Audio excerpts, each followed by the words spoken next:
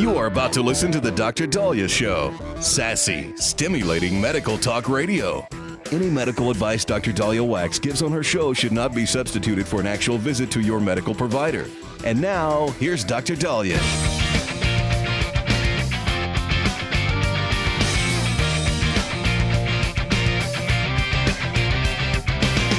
We are back on the Dr. Dahlia Show. Thank you all for tuning in. 1-877-Dr. 1-877-DOCDALI. So you heard this week that colon cancer screenings have now been modified to include a blood test. And so I think everybody and the mother was like, all right, sounds good. Yay. No more colonoscopies. No, that's not what's going on.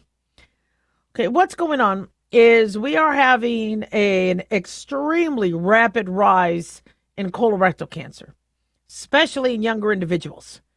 And getting a colonoscopy is very expensive. It's also very thorough. It's one of the best. It's the gold standard screen.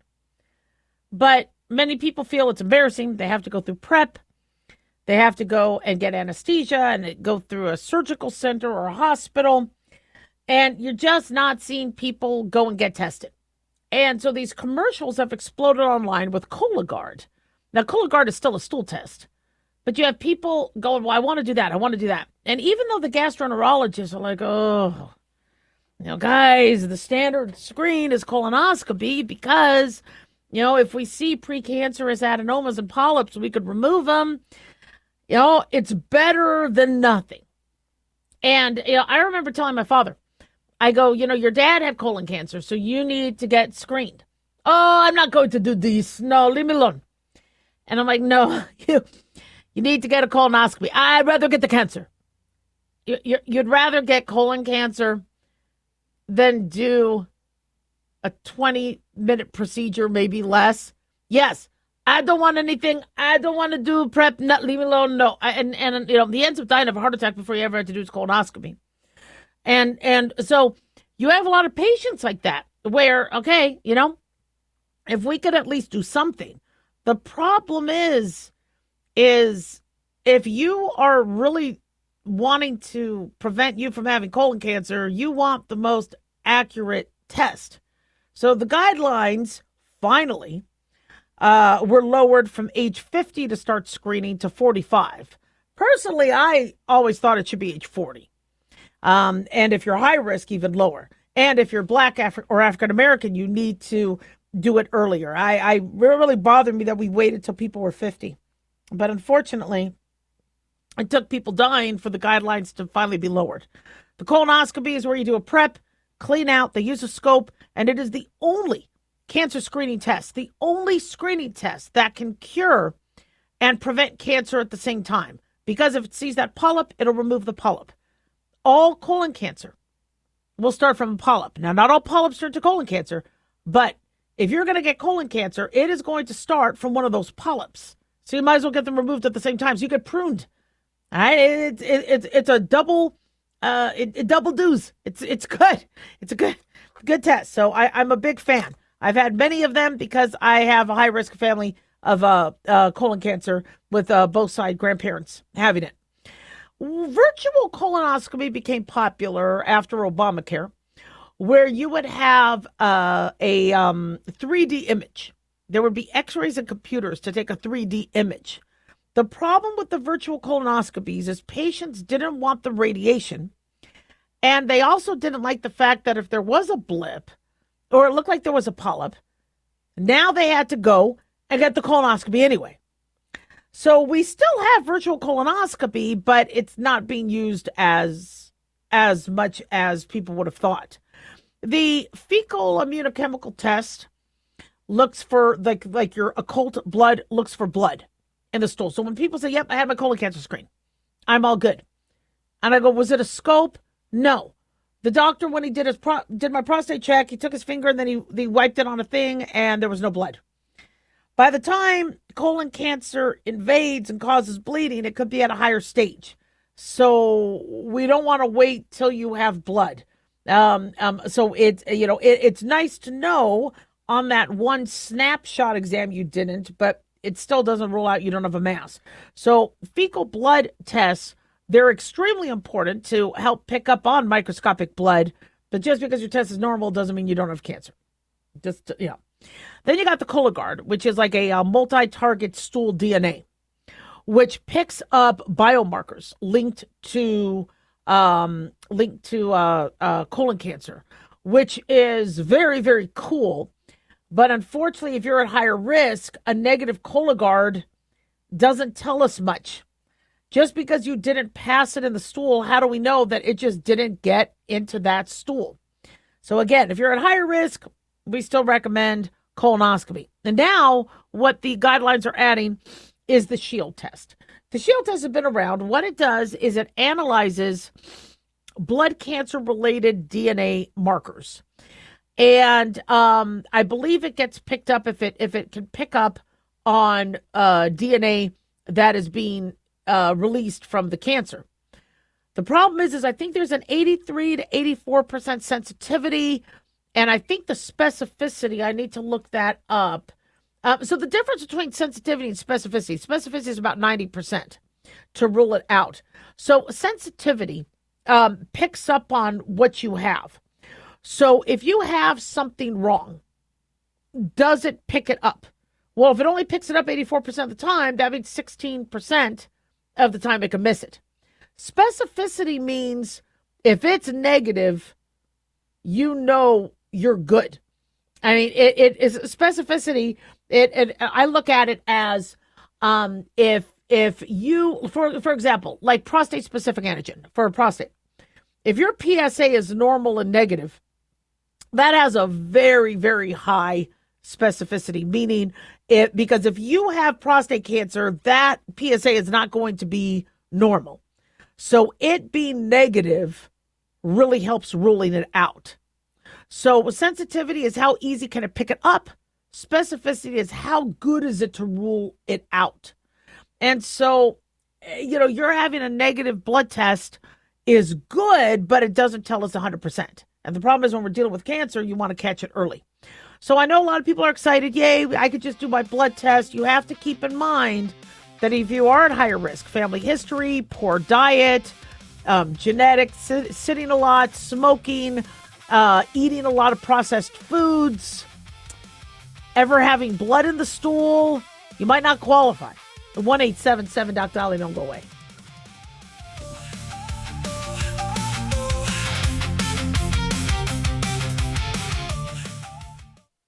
This is an urgent announcement for anyone that's $10,000 or more in debt. Before you make another minimum payment, you need to know there are special programs that can completely free you of your debt. Total Financial Freedom can help you become debt-free in months instead of years. Resolve your credit card debt, signature loans, department store cards, internet loans, and timeshares. Call Total Financial Freedom now at 800-878-6020 for a free consultation. For 16 years, Total Financial Freedom has helped thousands get out of debt. You can feel confident when calling because Total Financial Freedom is A+ rated by the Better Business Bureau. Battling for years and years stuck in the endless cycle of minimum payments could take decades. You have the right to get your debt resolved and substantially reduce your monthly payments. Call Total Financial Freedom now at 800-878-6020. That's 800-878-6020. 800-878-6020. Let's face it, guys, we're living in times where the truth is becoming more suppressed and censorship is increasing at an alarming rate, especially on social media platforms. It's Clyde, and I want to tell you about a safe and secure digital playground we put together just for you. It's Aftermath.media. You get access to thousands of Ground Zero archives and podcasts, along with our private social media groups with your basic membership starting at only $7 a month. Each subscription includes tech support, access to the RSS feeds, along with our own chat room and Telegram channel. In addition, the premium membership includes research study groups, webinars, a document and movie library, a live video stream of Ground Zero, a monthly Zoom chat with me, and other bonus content. Be sure to check out our yearly specials as well. Sign up today while you're thinking about it. Sign up at Aftermath.media. Again, that's Aftermath.media.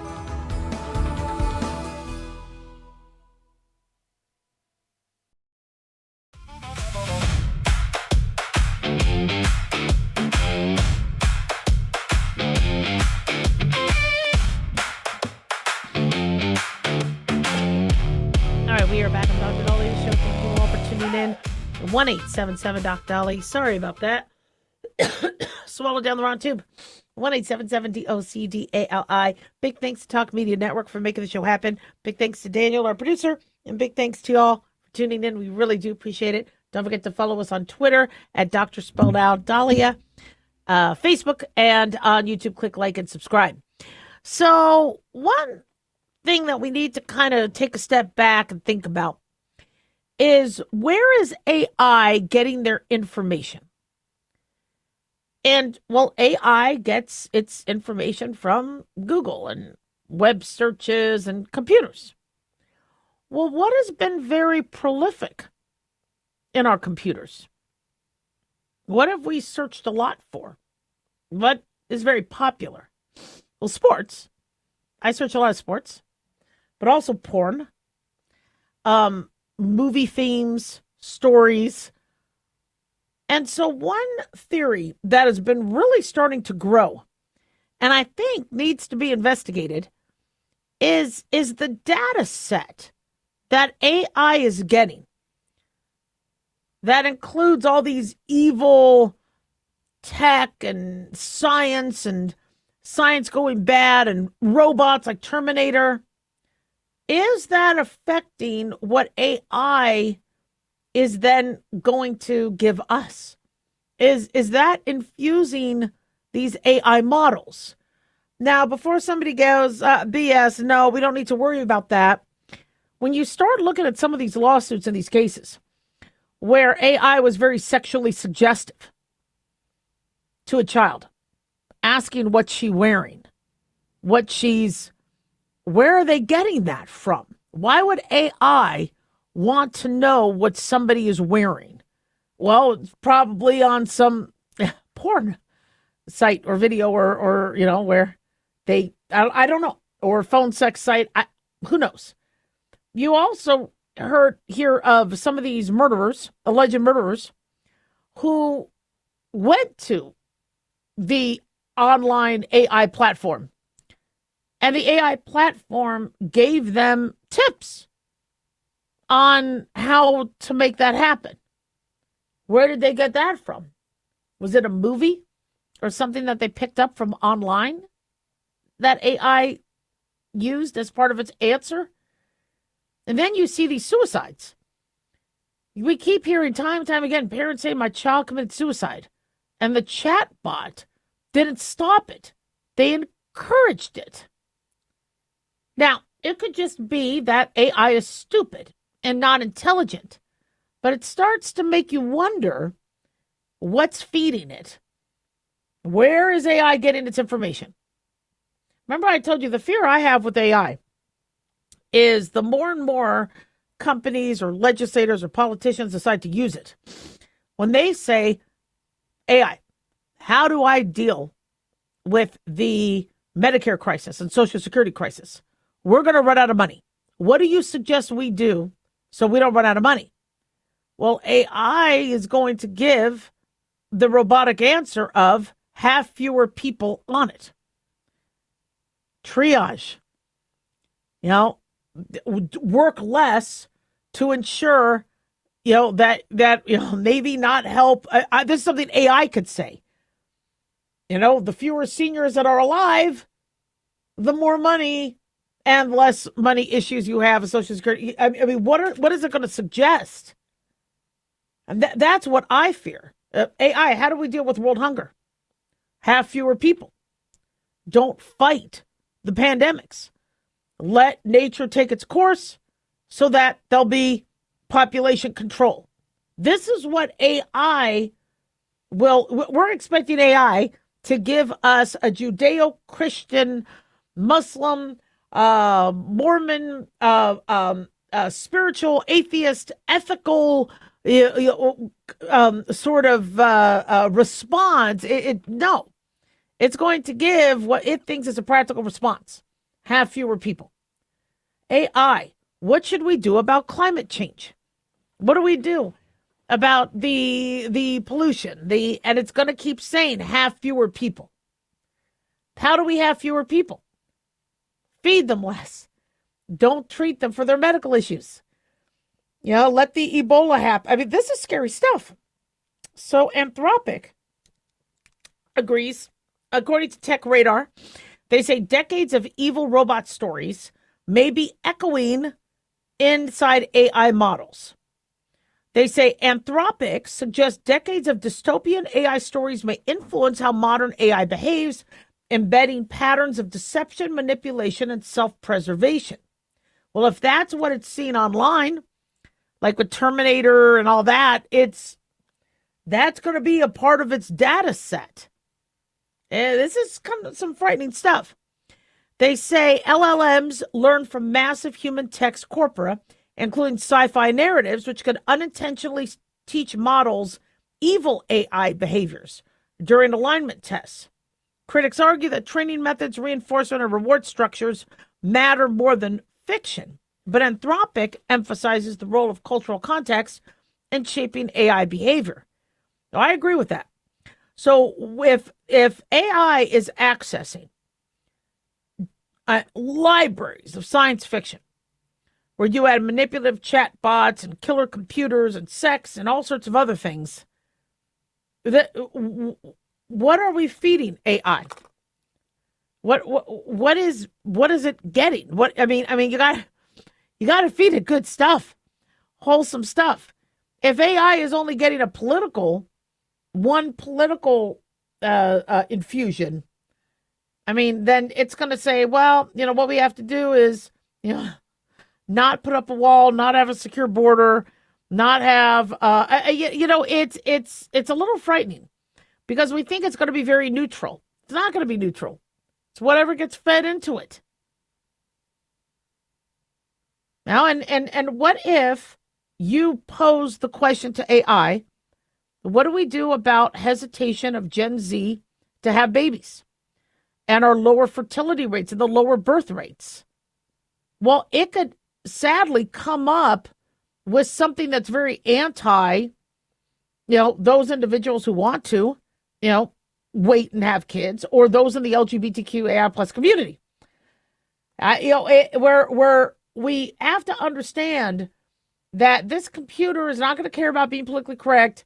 It's not going to care about religion. It's not going to care about, it is going to use the data sets it has.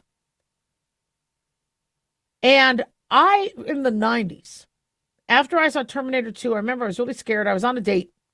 And I told the guy I was with, I was like, this really could happen. He's like, no, it can't. I go, I do think it can. He goes, no, because robots can't think. I go, they can't think, but they could process. And they could follow code. And they could, are they going to sit and try to hunt down, Susan Connor or,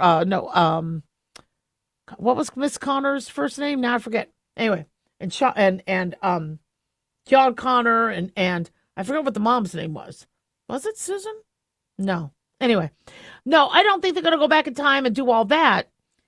But if its job is to preserve itself and to function, will it build up certain walls? Will it build up more firewalls? Will there be some security challenges? I believe it. Now, I understand that my computer science and IT knowledge is not as robust as it needs to be.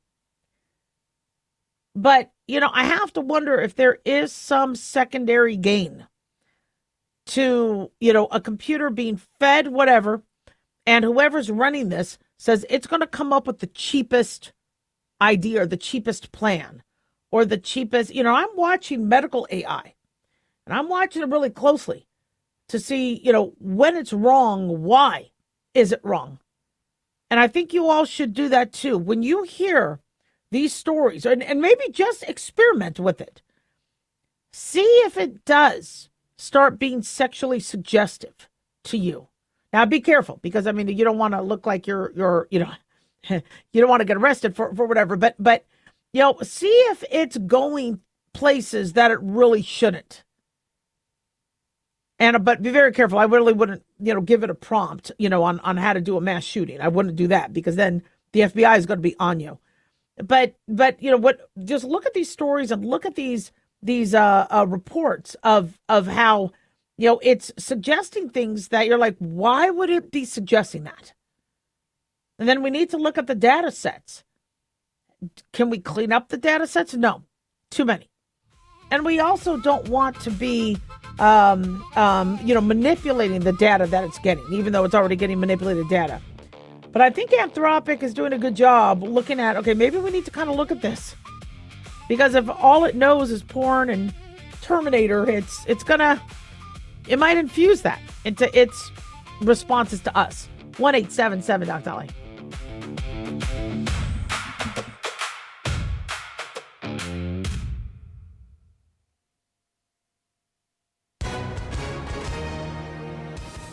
Hi, everyone. Super Bowl champ Vernon Davis here from Legal Help Center. If you've been injured in an accident and think you deserve compensation, listen up, because we have legal professionals standing by right now to answer your questions for free. You can find out if you have a case and how much it's potentially worth. The call is free, the consultation is free, and you can speak with a live agent right now. So if you or someone you know were injured in an accident of any kind, call now to find out if you have a case and how much you could potentially get. Thanks, Vernon. You heard it, folks. If you've been injured, call and find out how much you qualify for. Call 800-679-0800. That's 800-679-0800. 800-679-0800. Advertisement sponsored by Legal Help Center. May not be available in all states. Not available in California.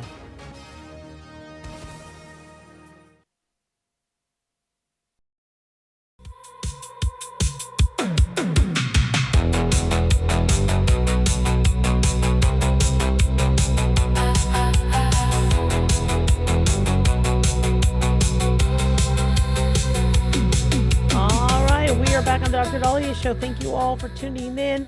1-877 Dr. Dolly, 1-877-DOC-DALI. So, U.S. Homeland Security Secretary Markwayne Mullin had said in an interview a while back that it's a little difficult to manage immigration. You got legal and you have illegal. Those who come illegally and then those who come here illegally or don't follow the legal process. Every other country has very strict legal and illegal procedures. And when you go to another country, you go through their customs and immigration. And it is very clear that if you don't follow their laws, you're out. They will deport you or jail you, imprison you. And you will, you need to follow the laws. However, what we have in America are sanctuary cities where Democratic mayors or governors are supporting, where, look, if you did come here illegally, we have a place for you. We have funds for you. And we're going to make sure that the federal government doesn't enforce the law on our land or where in our city. Well, then how can ICE or customs enforce what they need to do if they are in these said cities? And so Homeland Security Markwayne Mullin said, well, then what do we do in Denver or San Francisco or New York City?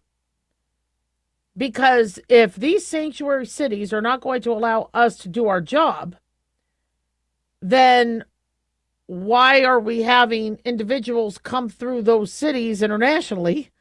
Because then customs, what happens if customs says you are, or you could only be here for a certain period of time, you could only be here. I mean, in fact, when I went to Israel, I had to sign something. I had to tell them exactly how many days and when I was going to leave.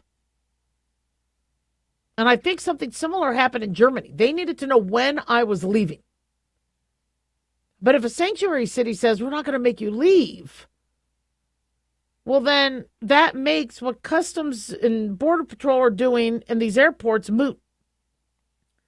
So what Homeland Security Secretary Markwayne Mullin and Trump administration is going to do is they're looking at plans to how to stop processing international travelers and cargo in those particular cities that are not working with them like they're supposed to. The move, they say, according to Reuters, could effectively halt international air travel and commerce at major airports in democratic states. Now, you got millions of tourists, foreign tourists, coming in for the FIFA World Cup. And so the Department of Homeland Security wants to make sure that the individuals that are coming for FIFA enjoy it, are safe, are vetted, that we don't have wolves in sheep's clothing, and then they go back to their respective countries. But if the sanctuary cities say you don't have to follow any of the laws that you are told at our airport by the feds, that's very incongruent. And that could be chaotic. So would that mean that if the sanctuary cities are not going to follow federal law, the FAA would have to move anybody coming in to see the World Cup? Like, I think Kansas City is one of them. I think there's going to be Denver and San Francisco. So then you just go through a non-sanctuary city to go through your clearances, etc. I don't know. Markwayne Mullin told Fox News Channel Sean Hannity that he had met White House officials, but emphasized no decision has been made whether to proceed. He says, we are currently, which we're not initiating yet, currently drawing up plans. We shouldn't be processing international flights into sanctuary cities. Local radical left Democrats, he said, aren't allowing us to do our job and enforce federal laws. Now, Reuters and other media reported that Markwayne Mullin had privately told U.S. travel executives his department could not stop Customs and Immigration's processing of international travelers. The U.S. Justice Department published a list of sanctuary cities and states that included, that have international airports like Boston, Denver, Philly, Chicago, L.A., New York City, Newark, Seattle, and San Francisco. So, this is a little tricky. What's making this very difficult is state and local authorities are supposed to work with the federal government on legal constitutional law. So if somebody is here, and the reason why they're doing it is it's to protect the legal citizens. I keep bringing up this analogy or this metaphor of you're at the DMV and you're waiting for hours and you have your number because you want to get to you want to be next in line. And somebody comes in and tries to go to the front of the line. What ends up happening? Security says, sorry, you got to take a number. You got to go to the back of the line. And if that person doesn't want to and tries to cheat the system, then the security says, okay, now you go out and you can't come back in. So if that happens, a movie theater, you sneak into a movie theater without paying. What happens? Somebody from the movie theater tells you to leave. There's a process. And being a daughter of an immigrant, I love the fact that we have immigration policy. I want immigrants to be able to come here and become Americans. I'm a first-generation American on my father's side, and I'm so glad that America, it took 20 years. Our family wanted to come to America during the Holocaust and couldn't. But 20 years later, in the 60s, they were finally allowed to come. And we're grateful, very grateful. Sadly, a good number of my family died. But the family that lived and was able to go to Israel and have a safe place to be until they could come to America, very grateful. And so there's a legal process.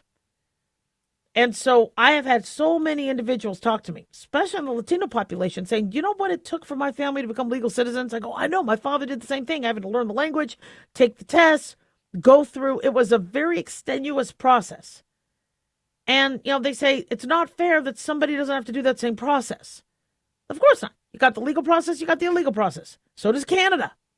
Canada even says they are deporting you if you do not follow their laws or show up or if you mislead on your paperwork. Every other country does that. Yet we are one of the only countries where some of the cities are, no. You know what? We're going to let that slide.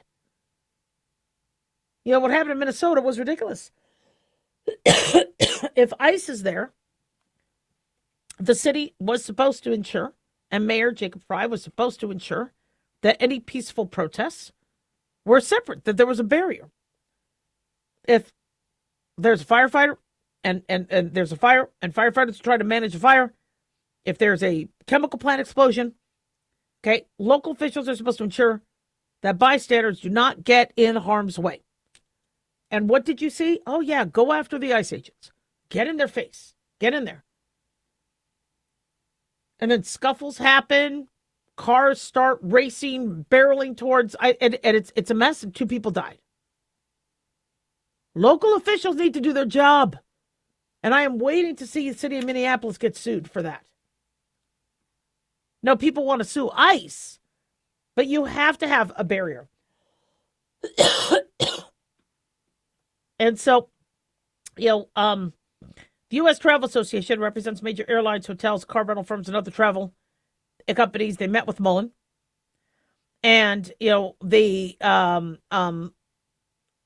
have the travel industry concerned because right now the situation is the feds are doing their job and the local authorities aren't doing theirs. So when the feds need to go in and follow through on the laws, the local authorities won't let them. Well, it's not going to work. 1-877 Dr. Dolly.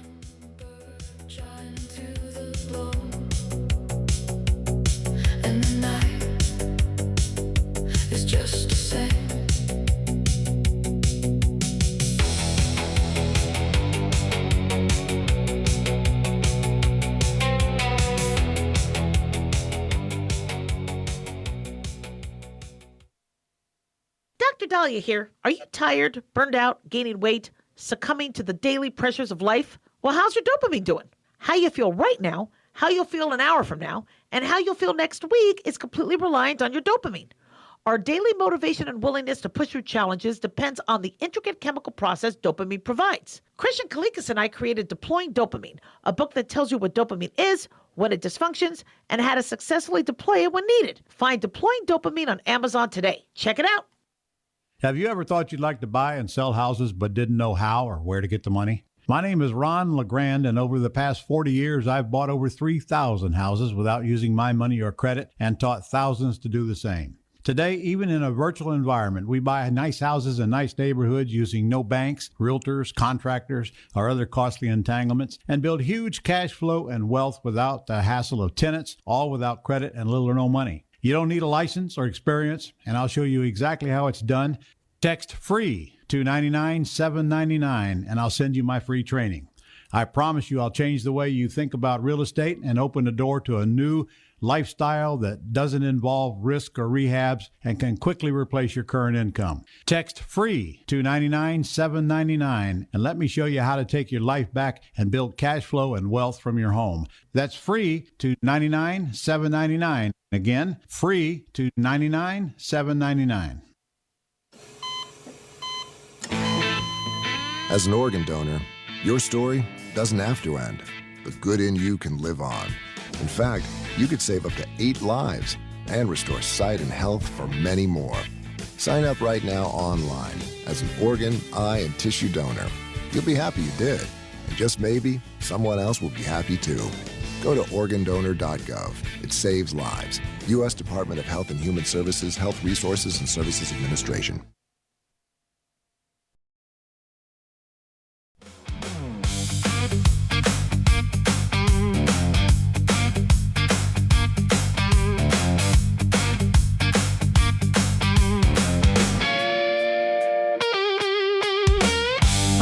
We are back on the Dr. Dahlia Show. Thank you all for tuning in. 1-877 Dr. Dolly, 1-877 DOCDALI. So how much sleep should we be getting each night? So you keep hearing 7 to 9 hours, that you could sleep too much, you could sleep too little. I don't think we have an exact number. I really think it depends on the person. It depends on your activity. It also is, what kind of sleep are you getting? Are you getting the type of sleep where you keep waking up in the middle of the night not breathing because you have sleep apnea? Where your oxygen is getting cut off either obstructively or you just stop breathing centrally meaning in the brain and brain centers. And so you end up waking up and not sleeping well or not going through your full sleep cycles. But for the most part, I like 7 to 8 hours. Do I get 7 to 8 hours? No.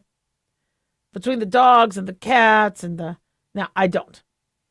However, if you can, try to get more sleep. That's where your brain regenerates. That's when your brain is able to put things into memory. And so in the journal Nature, researchers said sleeping more than 8 hours was actually not good for you. They said it was associated with faster biological aging. The sweet spot is 7.8 hours. Look at that. Isn't that close enough to 8 hours? All right. So led by Junhao Wen of the Vallejos College of Physicians and Surgeons, Columbia University researchers analyzed data of 500,000 adults in the UK Biobank. Participants were between 37 and 84 years old. Using machine learning, the team built 23 biological aging clocks around 17 organ systems. Look at the brain, the heart, the lungs, the liver, immune system, fat tissue, etc. These clocks estimate how biologically old each organ looks based on medical imaging, blood proteins, and biomarkers. Across all 17 systems, the same U-shaped pattern emerged. People sleeping fewer than 6 hours had accelerated biological aging. But so did people sleeping more than 8 hours. The lowest aging rate appeared if you slept between 6.4 and 7.8. There were slight differences by sex. Women's optimal range ran 6.5 to 7.8 hours. Men was 6.4 to 7.7. So I would say on average, let's look at 7.1, 7.2. But, if you're tired, you got to sleep. A 2025 MIT study found that during attention lapses after a sleepless night, waves of cerebral spinal fluid surge through the brain, performing the same cleanup that normally happens during sleep, which is kind of a brain forcing maintenance, whether you want it or not. That's why some people feel like they're in a fog if they have. So I used to do 36-hour shifts where I wouldn't sleep for 36, 37, 38 hours. If you look at commute and getting home and changing your clothes and trying to shower and go to bed. Throughout the day, I would go through, episodes where I was just like, semi-doze, and I think that was the brain trying to, rejuvenate and do the maintenance. Another study of the UK Biobank of 88,000 looked at poor sleep and what it did to 172 different diseases. And it showed that short sleep was linked to depression, anxiety, obesity, type 2 diabetes, hypertension, heart arrhythmias. But not only short, long sleep also affected COPD, asthma, digestive disorders, and GERD. The researchers found that short and long sleepers may arrive at late life depression through different biological pathways, so they should be treated the same way clinically. This is a suggestion based on Inc.com. So, here's the problem with sleep, okay? We don't really know exactly what to advise people, especially when they have, so I live in Nevada. And so a good part of my patient base are shift workers or graveyard workers. And I've had patients who were just not doing well, whether it was blood pressure, whether it was moods, whether it was anxiety, whatever. And I would tell them, there's only so much we could do with medication and diet. You're going to have to just go to day shift. Well, I don't want to do day shift. The tips are better. I can't go to day shift. Okay, but I'm telling you right now, that's the long game. The long game is to get you better. We're going to have you go to sleep when it's nighttime and wake up when it's daylight. We're diurnal. We're not nocturnal. This is what our bodies need. And I had patients when they finally went to day shift, they did better. But as a doctor, my job is to work with them in their current state. I can only tell them to do so much. If somebody doesn't quit smoking, I got to still work with them and their lung disease if they're a smoker. That's my job. I could only make it work so much, but I have to give you the right advice. And so, you have somebody who has young kids. They have pets. They have a busy lifestyle. You tell them you need sleep 7-8 hours a night, and they can't do it. So what about naps? Some studies are saying the naps are good. Some people are saying the naps are bad.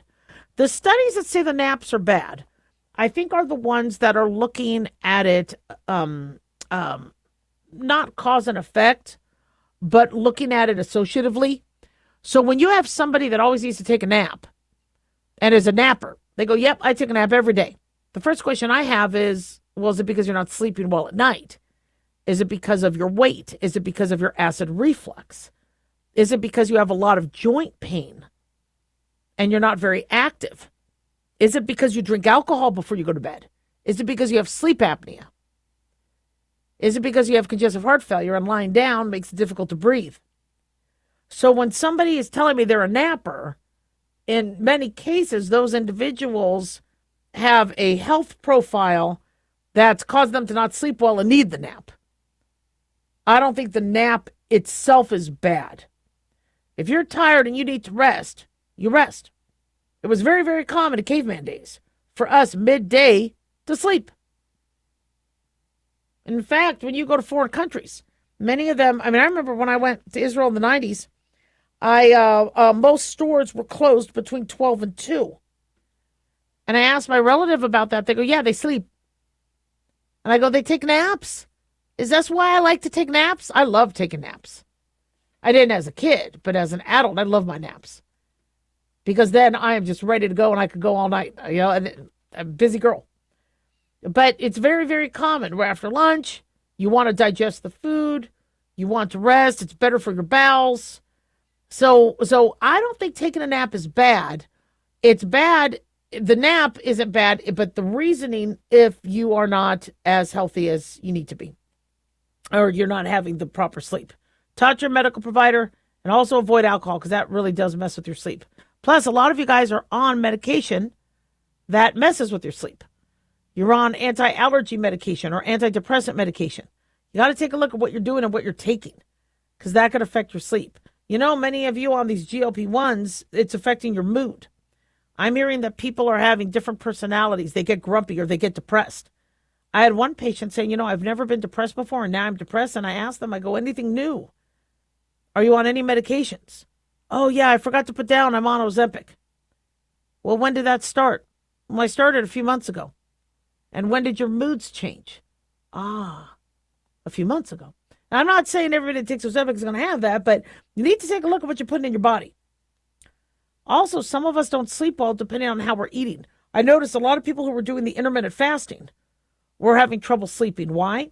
Well, because when you get hypoglycemic and your glucagon starts to shoot up to make more sugar, to have your liver make more sugar, your adrenaline and epinephrine will also spike.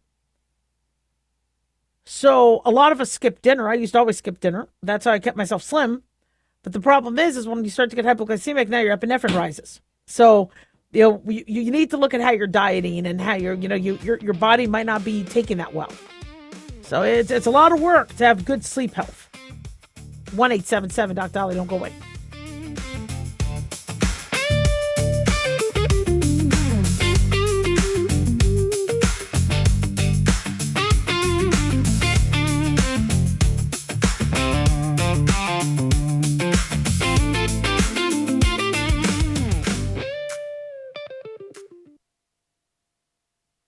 Can you believe, with all the recent violent protests, looting, and destruction, some areas are considering either defunding or abolishing the police?